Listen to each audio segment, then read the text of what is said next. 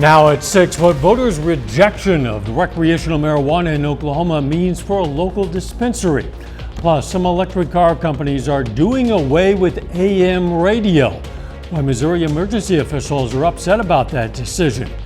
And get off your high horse and make some room for the kids. We'll visit a kids' rodeo in Carthage. The 4 states' most watched news starts now. Some Oklahoma medical marijuana dispensary owners are unhappy that voters rejected a plan to legalize recreational marijuana in the state. This is KOAM News at 6. I'm Dow Quick. KOAM Shagun Bamadelli was in Ottawa County and has more.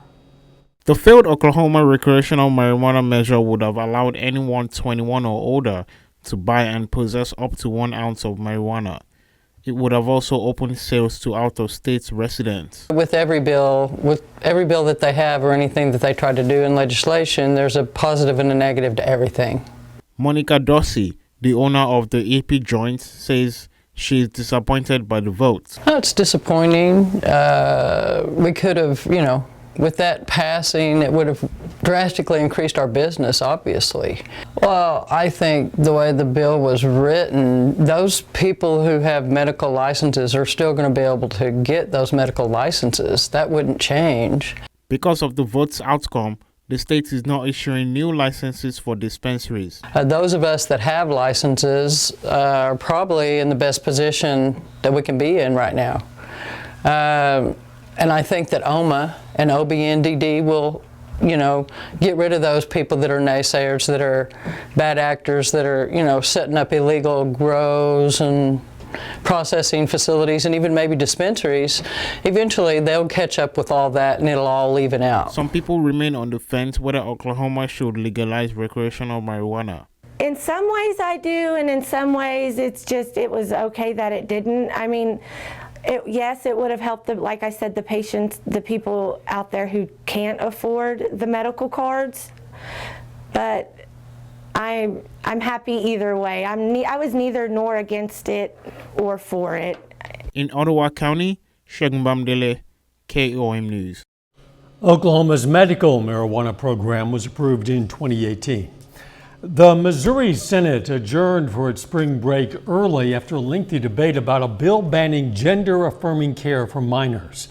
The legislation is called the Missouri Safe Adolescence from Experimentation, or SAFE Act. If passed, it would ban certain procedures such as puberty blockers and hormone therapy for transgender Missourians under the age of 18. Similar bills have been filed in both Missouri chambers before.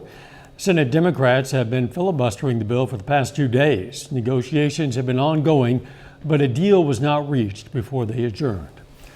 The Carthage Public Library will temporarily close beginning Monday as crews finish installation of a new HVAC system. The library expects the closure to last 3 or 4 days. The book drop will also be closed. There will be no fines for overdue materials during that time. It's a home food delivery of a different sort from some groups in the habit of providing food. Volunteers from the Missouri Farm Bureau and local FFA chapters today donated food, pantry items, and grocery gift cards to Joplin's Ronald McDonald House of the 4 states. Farm Bureau chapters from Jasper, Newton, and Lawrence counties also gave checks. The Ronald McDonald House provides temporary shelter for the families of seriously ill children. And the people at today's event included one woman who stayed there with her husband after the birth of their daughter 15 years ago.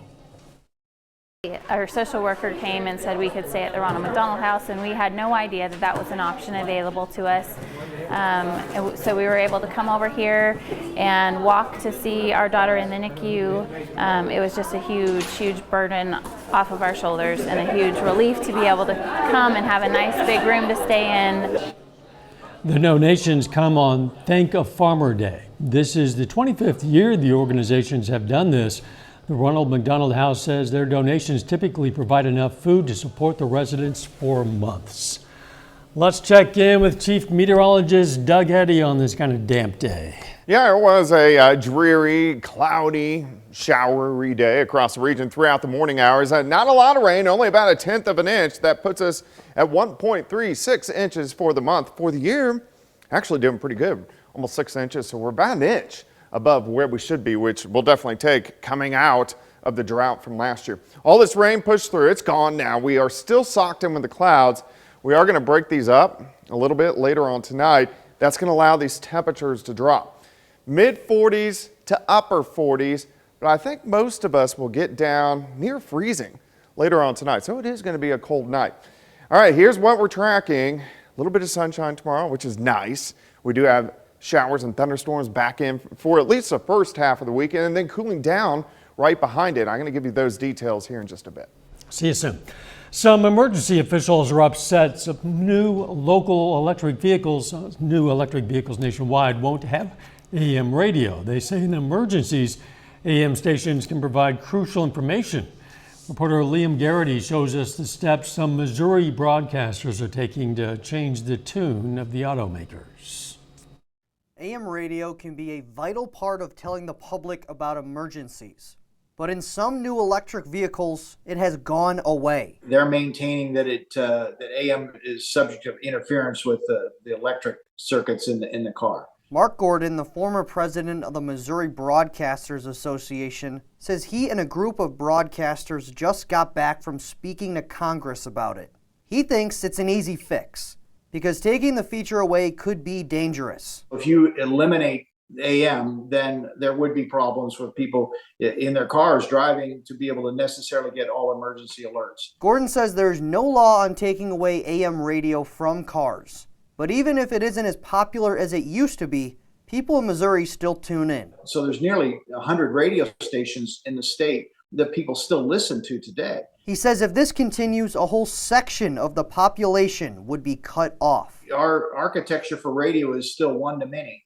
And so in rural areas where broadband is still a challenge for some folks, radio is a primary source of news and information for them. Gordon says talks are happening with car companies to make sure AM radio lives on. We're not at a point yet where it's been pulled from all the manufacturers, but we don't want that to happen. So we're trying to get with them and negotiate with them to make sure that doesn't happen. FEMA spokesperson says this is a great example of why you need to have multiple ways to get weather or national alerts. Still ahead, the Wild West makes its return to Carthage. We're going to join the fun at the annual Kids Rodeo.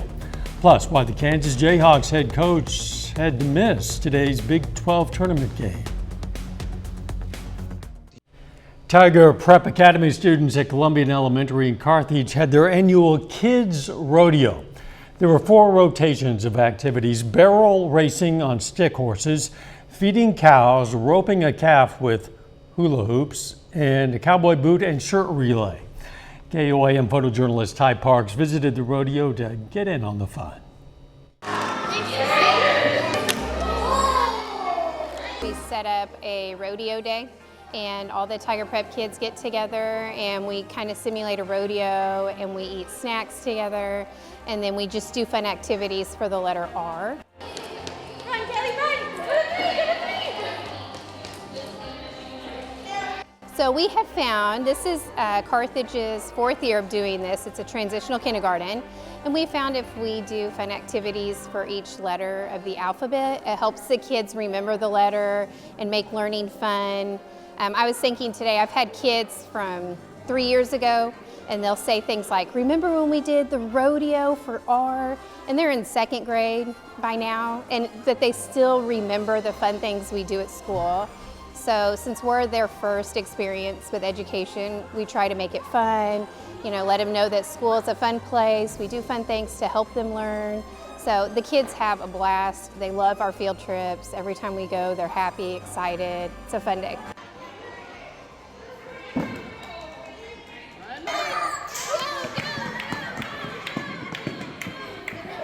It's a chance for us to get together because I'm not in the same building, so we can do things as a group, which makes it nice for all the kids to see their peers. I think I just like for them to have fun. They laugh, they play with their friends. It's just a fun time.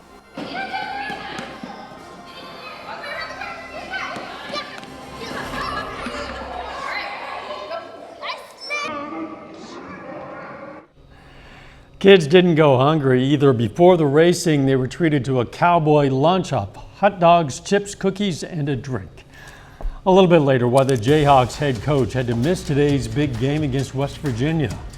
Plus, we have more rain chances as we head into the weekend. We're going to look at that coming up.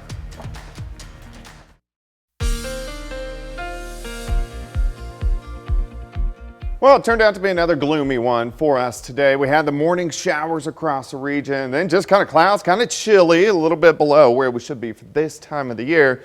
And the clouds are going to stick around at least the next several hours. Then they will start to break up a little bit later on tonight. Nice shot. That's Indigo Sky Casino and Resort. All right, look at our temps. 45 in Nevada. It's 48 in Anderson. It's 49 in Miami, Chatopa, Chanute, 50 in Independence. We are going to slide back through the 40s. And once these clouds break a little bit, that's when our temperatures will drop off later on tonight. 47, north winds at about 10, humidity is at 80%. All the showers, even had a couple of thunderstorms this morning, raced on through.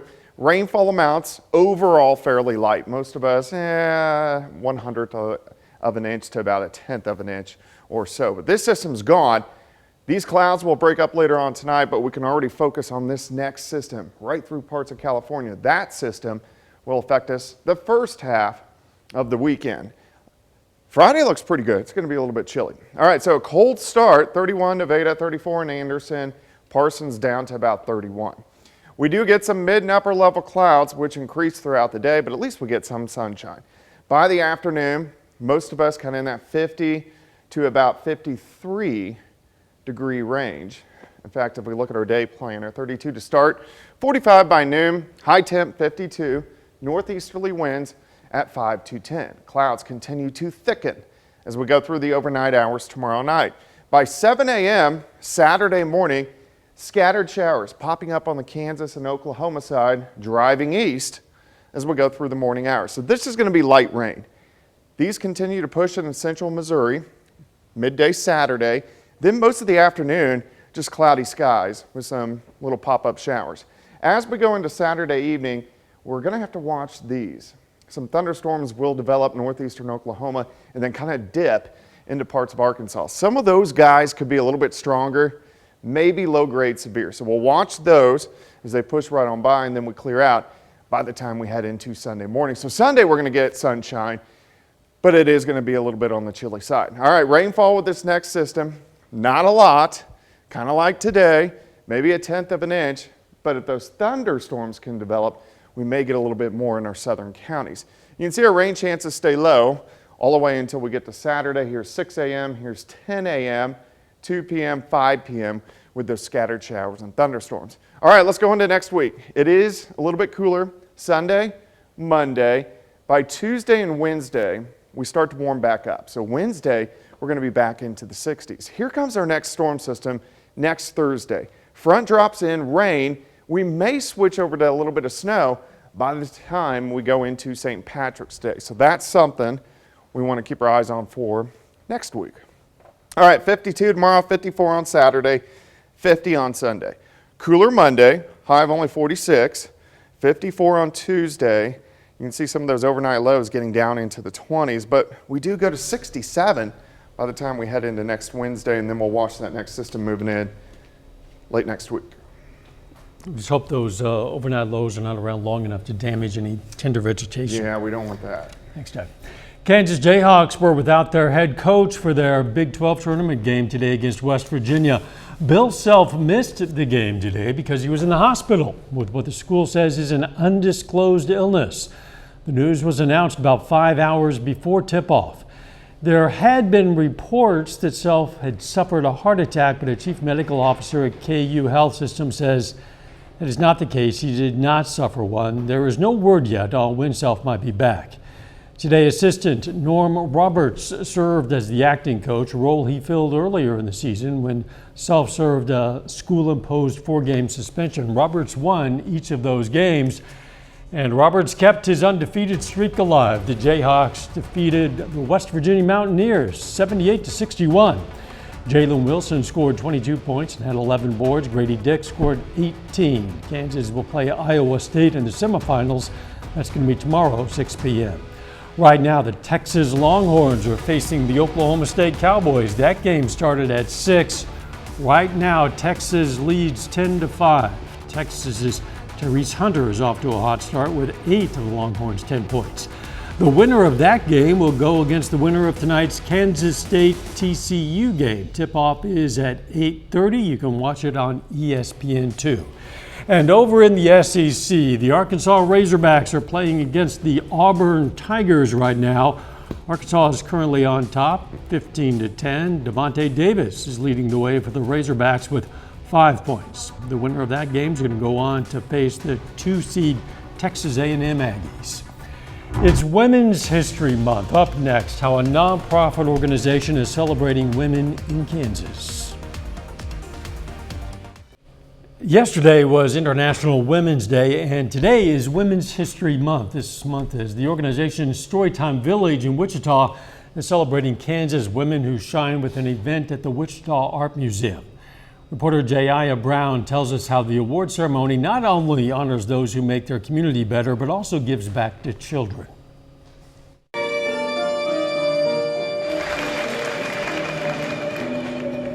For the second year in a row, the Shine Awards are back to celebrate Kansas women who are shining examples for others across the state. On International Women's Day, what better way to really illuminate the story about literacy and how we can support early literacy than to get some women together and have a fabulous party.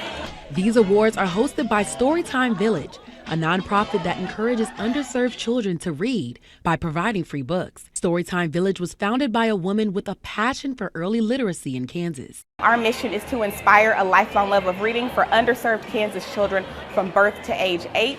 So that is who we are and why we're here today, to make sure we get that message out and use the collective impact of women. And that impact? Well, it is humbling to be honored alongside this group of women. I mean, they are superstars. Comes from the 12 honorees who strive to make a difference. Well, there are so many women that are out there not getting awards, but killing it. And they're turning that into real good for themselves, for their families, and for our state. And I'm honored to be among them, and I hope I represent them well. I feel like we're in a time where a lot of women don't get recognized for the work that they do. So to be here and to see them get their flowers is absolutely amazing. And the importance of shining starts with the community. I mean, women don't shine, nobody shines if we don't invest in our kids and teach them from a very early age how to become scholars of the world. I'm just so excited that honoring women like this happens on behalf of such a great organization like Storytime Village. The Shine Award Luncheon also raises money to support early literacy in Kansas. A final check of the forecast next. Here's a look at what's coming up on KOAM News at 9 on Fox 14. The Coffeyville, Kansas Union of Firefighters is looking for answers following the recent termination of the fire chief. Plus, MSSU hosts a sculpture exhibit focused on various associations with the word labor, and lawmakers on Capitol Hill are putting their focus on the threat posed by China. Those stories and a lot more coming up on KOAM News at 9 on Fox 14. It's been kind of a damp day out there, still kind of dreary, Doug. It has been. And the clouds are going to stick around throughout the evening hours, but will clear out a little bit later on tonight. That means sunshine for tomorrow morning, and then clouds back in tomorrow afternoon, 52. Showers, even a few thunderstorms for the first half of the weekend. Thanks for joining us. We'll see you right back here for KOAM News at 10. Let's make it a great evening.